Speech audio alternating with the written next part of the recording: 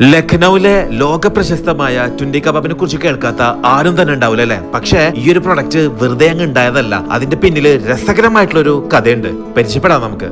ഉത്തർപ്രദേശിലെ ലക്നൌ ഒരു നഗരം എന്നതിലുപരി വാക്കുകളുടെയും ഇന്ദ്രിയങ്ങളുടെയും ഒരു സിംഫണി രൂപപ്പെടുത്തുന്ന ഒരു സംസ്കാരം കൂടിയാണ്. തഹസീബും തക്കല്ലഫും ഷയാരിയും ഷോർബയും നിഹാരിയും ചിക്കൻ കാരിയും കവിതകളും ഗദ്യവും തുമ്രികളും ഘോങ്ക്രൂസും എന്നിവയാൽ ഹിന്ദു ഇസ്ലാമിക സാംസ്കാരിക സൂക്ഷ്മതകളുടെ ചരിത്രം വിസ്മയിപ്പിക്കുന്ന ഒരു നഗരം. 1905 അതായത് ഏകദേശം 119 വർഷങ്ങൾക്ക് മുമ്പാണ് ലക്നൌവിലെ ചൌക്കില് തുണ്ടേ കബാബ് സ്ഥാപിച്ചതെങ്കിലും അതിന്റെ ഉത്ഭവത്തിന്റെ കഥ തുടങ്ങുന്നത് 17-ാം നൂറ്റാണ്ട് മുതലാണ്. 17-ാം നൂറ്റാണ്ടില് ഔദിലെ നവാബായിരുന്ന മിർസ അസാഫുദ്ദൗല വളരെ നല്ലൊരു ഭക്ഷണപ്രിയനായിരുന്നു. പ്രായമായപ്പോ എല്ലാവരെയും പോലെ അദ്ദേഹത്തിന്റെ പല്ലൊക്കെ കൊഴിയാൻ തുടങ്ങി. അന്നത്തെ കബാബ്സ് എന്ന് പറയുന്നത് കുറച്ച് ഹാർഡും ചൂവി ടൈപ്പ് ഒക്കെ ആയിരുന്നു. പല്ലൊക്കെ കൊഴിഞ്ഞെങ്കിലും കബാബിനോടുള്ള തീരാത്ത ഇഷ്ടം അദ്ദേഹത്തിന് അതിനോടുള്ള പ്രിയം ഒരിക്കലും കുറച്ചൊന്നുമില്ല. അങ്ങനെയാണ് അദ്ദേഹം ഒരു കോൺടെസ്റ്റ് വെക്കുന്നത്, ഏറ്റവും സോഫ്റ്റസ്റ്റ് ആയിട്ടുള്ള കബാബ്സ് ആരുണ്ടാക്കുന്നുള്ളത്. അവർക്ക് റോയൽ പാട്രണേജ് പദവി വരെ കൊടുക്കുന്ന അദ്ദേഹം വിളംബരം ചെയ്തു. അങ്ങനെ അവിടെയുള്ള ഒരുപാട് ഖാൻസാമാസ് വിളംബരം കേട്ട് എത്തുകയും സോഫ്റ്റസ്റ്റ് ആയിട്ടുള്ള പലതരത്തിലുള്ള കബാബ്സ് ഉണ്ടാക്കി കൊടുക്കുകയൊക്കെ ചെയ്തു. ഫിസിക്കലി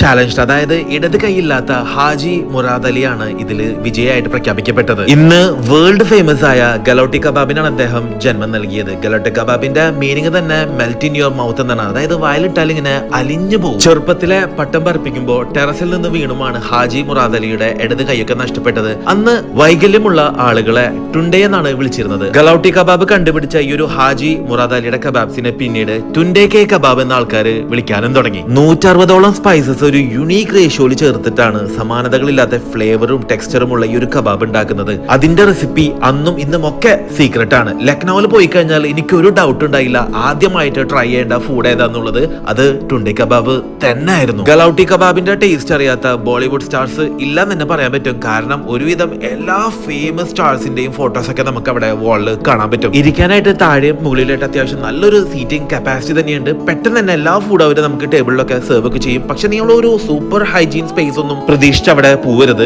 ഗലൌട്ടി കബാബ് അവിടെ ബഫലോയിലും മട്ടനിലും അവൈലബിൾ ആണ്. അവിടെ ബീഫ് എന്ന വാക്ക് ഉപയോഗിക്കാറേയില്ല. കൂടെ മുഗളായി പറാത്തയും ഷീർമലും ചിക്കൻ ബിരിയാണിയും മട്ടൻ ബിരിയാണിയും റോസ്റ്റഡ് ചിക്കൻ ഒക്കെ നമ്മൾ കൂടെ വാങ്ങി. ഗലൌട്ടി കബാബ് എന്ന പേര് പോലെ തന്നെ നമ്മുടെ വായിലിട്ടാല് അലിഞ്ഞങ്ങ് പോരും. പക്ഷേ 160 സ്പൈസസ് ഉപയോഗിച്ചുകൊണ്ട് തന്നെ കുറച്ച് സ്പൈസിയാണ്. എന്ത് സ്പൈസസ് ഒക്കെയാണ് ഉള്ളത് നമുക്ക് തിരിച്ചറിയാൻ പോലും പറ്റില്ല. എല്ലാം ഒന്നിനൊന്നും മെച്ചം. ലക്നൌവിൽ പോവാണെങ്കിൽ മസ്റ്റ് ആയിട്ട് നിങ്ങൾ ഇത് ട്രൈ ചെയ്യണം. ഒരു ജനതയുടെ അല്ലെങ്കിൽ ഒരു രാജവംശത്തിന്റെ വികാരമാണ് നമ്മൾ ഈ കഴിച്ചുകൊണ്ടിരിക്കുന്നത്. ലക്നൌവിൽ തന്നെ 5ഓളം ഔട്ട്ലെറ്റ്സ് അവർക്ക് ഉണ്ട്. കൂടാതെ ഡൽഹിയിലും നമ്മുടെ സ്വന്തം ദുബായിലും അവർക്ക് ബ്രാഞ്ചസ് ഉണ്ട്. പക്ഷേ ദുബായിൽ ഞാൻ കഴിച്ചേക്കാളും ടേസ്റ്റ് കുറച്ച് ഡിഫറെന്റ് ആണ് ലക്നൌവിലുള്ളത്. ഒത്തന്റിക് എന്നും ഒത്തന്റിക് തന്നെയാണ്. Thank you so much wandering foodie.